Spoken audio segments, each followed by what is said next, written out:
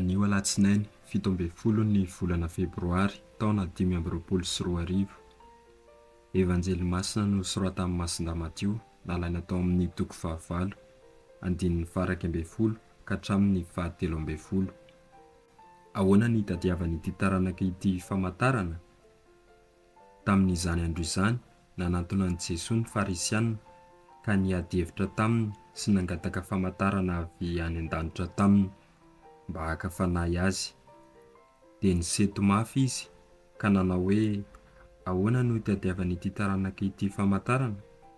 Lazaiko aminareo marina tokoa fa tsy omena famantarana ity taranaka ity. Dia nilaozana izy ireo ka niondrana tsambo kely indray izy nankeny ampita. Izany ary ny tenin'ny Tompo, dia raneo anao ry Kristy.